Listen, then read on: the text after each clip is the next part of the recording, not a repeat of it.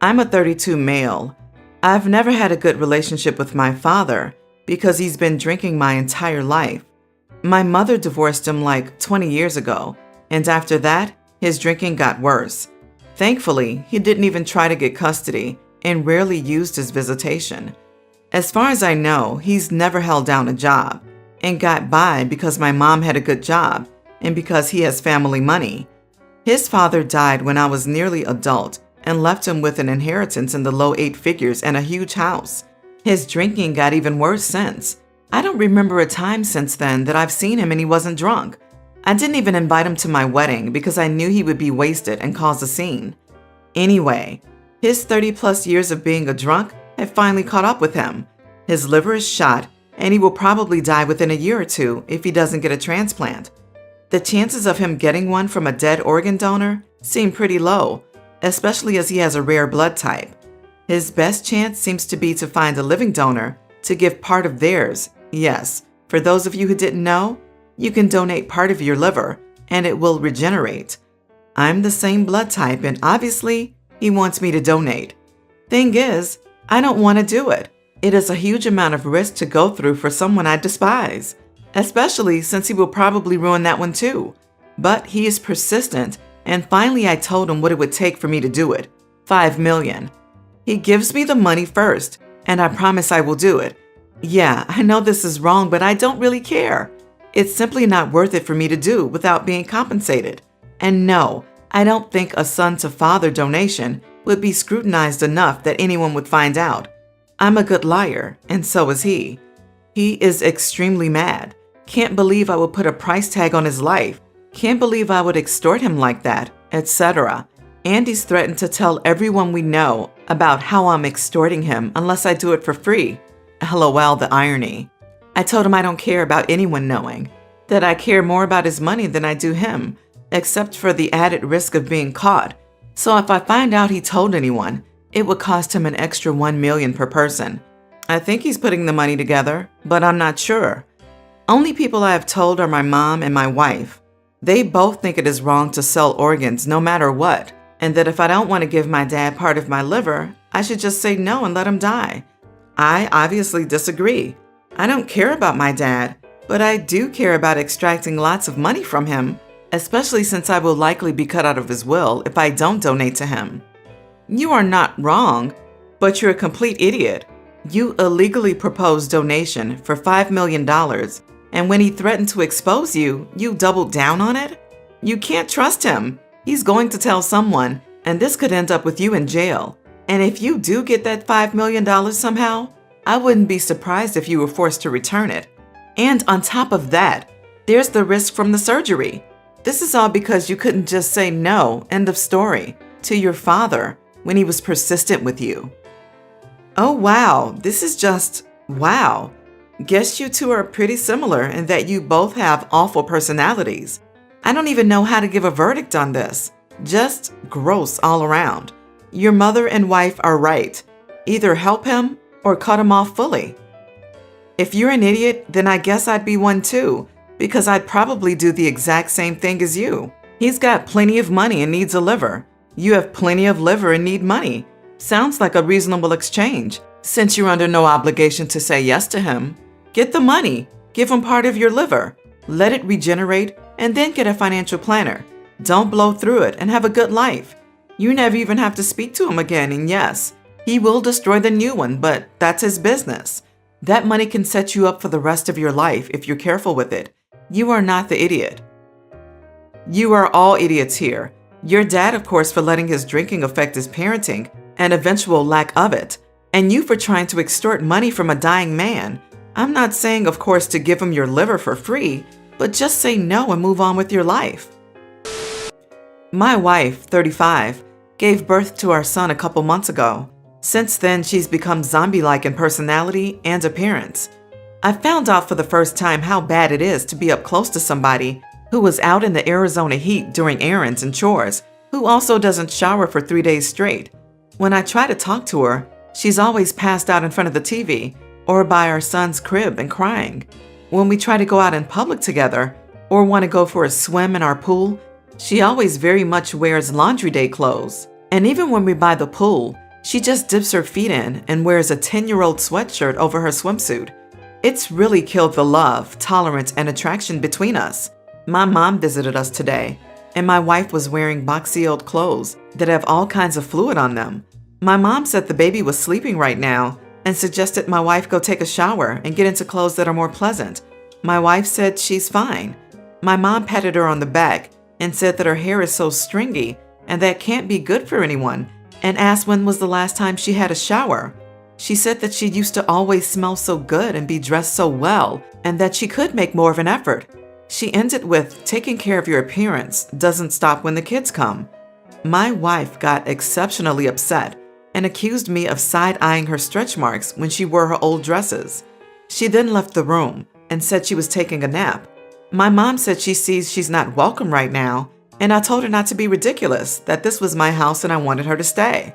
I went to where my wife was and told her that my mom wasn't exactly wrong in noticing how she's basically given up on herself, and that she used to love doing and styling her previously long and shiny hair and getting compliments for it. I also said that my mom was almost ready to leave, and we should never make my mom feel unwelcome when she's just trying to be helpful. My wife snapped that my mom could do whatever she wants, and then started crying and saying she wanted to nap. Am I the idiot? Is this not your child? Why are you not helping to the point where she's reached a breaking point? Why are you more concerned with getting laid than your wife's well-being? Why would a woman who gave birth and is clearly doing all the work want to sleep with a boy who clearly cares more about his mother? You are the idiot so much. Time to cut the umbilical cord wrapped around your junk. I really love how OP is so concerned with his wife's well-being. She doesn't smell nice or look nice or have intimacy with him, and that's the problem? Never mind that she is caring for an infant, coping with massive hormone fluctuations, and adjusting to having a totally different body while sleep deprived and potentially depressed. None of that is an issue for OP. You are the idiot. Ever heard of postpartum depression? You need serious therapy. Your wife just created a life, and you and your mom are so fixed on her appearance, but not what's causing her to be like that. Get help. Maybe she has postpartum depression, but maybe she just has a 2-month-old and a crap husband. It sounds like OP's wife is doing all the childcare and chores. It might just be exhaustion and sleep deprivation because her husband, who isn't doing anything but whining over how his wife, who may not even be medically cleared for intimacy, won't sleep with him. You are such an idiot, to such an extent that I wonder if this is real. On the off chance it is, your wife had a baby a couple of months ago, and you're judging her wardrobe? She's getting used to taking care of a newborn, and you want to know why she doesn't have time to style her hair? Dude, your wife is depressed. This may just be because she has a partner who judges her at the point in life when she needs the most support, and who apparently isn't doing enough to help himself, if he has the energy to worry about this with a newborn in the house. It's also possible she has postpartum depression, which is devastating and can last for years, in which case she needs professional help, and soon. What she does not need? You and your mom tag teaming her with insults. I, 35 female, have 2 children with my ex-husband. Our son is nearly adult, and our daughter is a few years younger than him. Ex-husband left me when I was pregnant with our daughter, but remained an active parent to our children. 6 years ago, he met and married his wife, who has a daughter the same age as ours. From pretty early on, my daughter has had issues with her stepsister. They share a room at my ex's, and my daughter has told me whenever she's there, her stepsister wants them to do nothing but hang out together. That she was upset that she didn't want to share their clothes and stuff with each other, and would wake her up in the middle of the night to talk. She said her dad encouraged her to enjoy having a sister. I encouraged her to speak to her stepsister about hanging out sometimes, but also wanting to do their own things. This never worked, and pretty soon, their stepsister wanted to come to my house. I never allowed that because my daughter didn't want her intruding in our home, but I did take them all to the park a couple of times. And it was obvious the girl was fixated on my daughter and being her friend, going so far as grabbing her the last time and pulling her away from other kids that my children were playing with. X was annoyed I wouldn't encourage it more but I told him I did not like how she was with our daughter. My daughter has grown to really dislike her stepsister, and I intervened to make sure they were never placed in the same class in school, which the teacher was actually agreeable to because the teacher they did share that first year was also not happy with how clingy she was with my daughter and noticed the discomfort. Over the years, it has gotten to the point my ex's stepdaughter wants to actually come to my house for the entire week my kids are with me. I would never consider it, but to me it's strange. She would want to come to stay with a relatively strange, to her, adult. So anyway, my daughter's birthday is coming up in a couple of months, and my ex asked if I would let his daughter sleep over to celebrate our daughter's birthday, or send her to them for the day, night, because her stepsister wants them to have a party together. I said no. He told me it wasn't fair and that I wasn't helping the relationship. This was something that came up with my daughter before, and she told me that she does not want to have her stepsister invited to any birthday celebrations here. So I was more than comfortable saying no. My ex told me that I needed to pick one of the two options.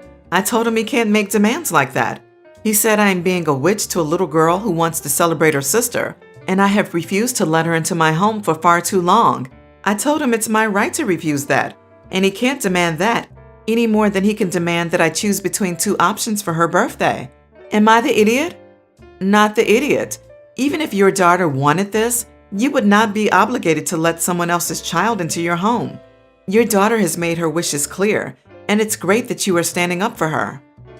You are not the idiot, and honestly, I know it's horrible and likely the last thing you want to do, but I'd honestly consider taking the custody agreement back to court to get at least your daughter more full time. It's apparent he's not putting her well-being and needs first. I'd also say therapy for your daughter if you can afford it, but this is above all of our pay grades and not healthy. Not the idiot. This level of attachment is not normal and should not be encouraged. I'm not saying there's anything dangerously wrong with the stepsister, but she has clearly formed an unhealthy attachment to your daughter, and instead of seeing that for what it is, your ex is framing it as a sisterly bond with your daughter, and you in the wrong for not doing what he deems to be enough to encourage it. Your daughter is more than old enough now to be clear about who she wants to spend time with and for how long. She has been very clear that she does not want this level of interaction with her stepsister. My family history is a bit complicated. We are an Asian family, and as such, certain things are culturally appropriate. For context, it is very much encouraged for children to stay with parents well beyond 30. This is the concept of joint family. Back to my issue. Me, 30 male, moved out of my family house when I was 18 to seek opportunities and employment. I did odd jobs, worked for a while on merchant Navy ships, and worked in factories, etc., until I managed to get a good deal on a rented shop and established an electronics store. We are not too rich or successful, but we break even and have some or spare. Anyways, in our city, new factories opened up, and as such, I applied for the factory job and got a decent 9-to-5. My family arranged my marriage, and luckily I got a wife who also had a comfortable job in a bank. She helped me with my books and maintaining the shop, and we have achieved some limited success. And we managed to run the shop part-time after work, and have hired help to open it in the morning. That is when my problem started. My father believed since me and my wife are working full-time, I should hand over my shop to my younger brother, 28, who was unemployed and living in the family home. I objected to that statement because when I was working odd jobs, he would slouch on the cushion at home not doing anything and sneer at me for taking small jobs. The shop I created with my own blood and sweat. I had borrowed money as an initial investment from my father for the shop, which he reminds me from time to time. I am working full-time and have hired help to run the shop, a position I offered to my brother, but the family insists I should give him the controlling interest and me and my wife should not take care of the shop. I refuse to abide by this. This has not gone well with my family, with my mother calling me on our festival that she will never forgive me and my brother will never work for me. This has obviously given a lot of stress to me and my wife. She is of the opinion that I should let it go as we are now earning comfortably. But for me, the shop is something more than means of earning. He is unemployed and currently the shop will benefit him, but I have not seen him work my entire life, Nor do I think he's capable of handling the shop on his own. What do you think, wise internet? Am I the idiot? Not the idiot. There is no evidence your brother can even handle being employed, let alone running a business. It's incredibly entitled of your family to expect you to hand over a business that has succeeded because of your hard work. You are not wrong. Should you also give him your wife because he's single? You worked for everything you have.